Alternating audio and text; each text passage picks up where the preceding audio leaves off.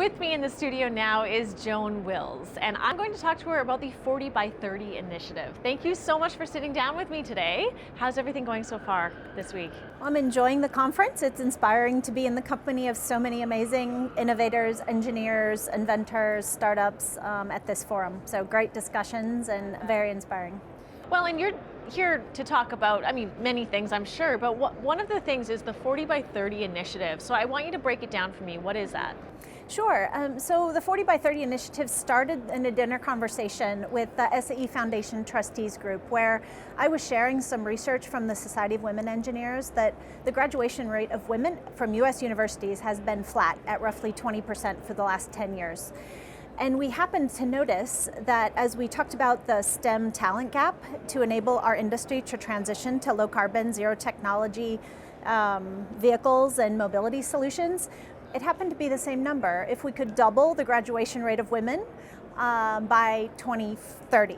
So 40% women graduating from US university undergraduate STEM education programs by 2030 could fill our talent gap.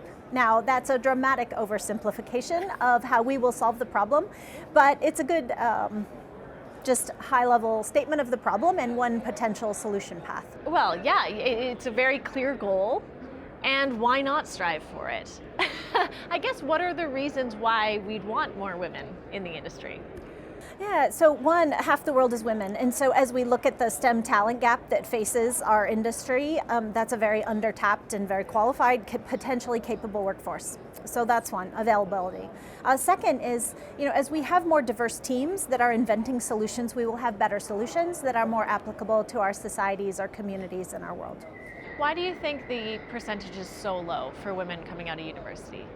Yeah, now that is a complex problem, and we do have a research article that you can look at on the news path that's published by Boston Consulting Group, who worked with us on this research. But we see that women and girls fall out of interest in STEM at every stage. And while, kindergarten through second grade, third grade, girls are very energetic, engaged in classrooms. By the time they get to third, fourth, fifth grade, math gets harder. And girls who often sit still and want to have gotten 100%, when they see harder problems, sometimes they will step back if they haven't earlier on been encouraged to try hard at tough problems. Where boys who have trouble sitting still are told keep trying. And that keep trying message works better when the math gets harder and the problems get harder. What do you say to the teachers, I guess, and how can they influence things? Yeah, so first and foremost, I would say just leverage opportunities to learn about what engineering can be. Don't be afraid of the math yourself. I know for my own daughters, some of their teachers actually found the math hard and so discouraged that engagement.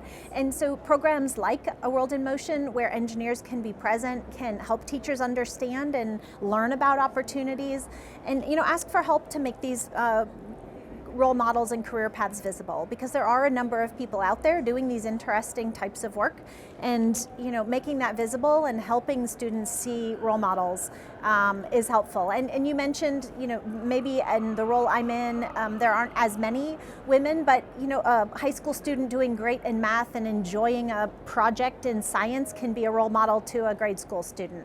A college student can be a role model to a high school student. So I think there actually are a lot more role models, and part of what I spend a lot of my time doing is convincing women at a lot of levels that they are role models to those following after them. Oh, that's so interesting. And then connecting them together. Oh, very cool. Yes. Well, I'm so glad you stopped by to tell me all about this. Thank you so much, Joan. Have an excellent rest of your week here in Detroit. Thanks for the discussion.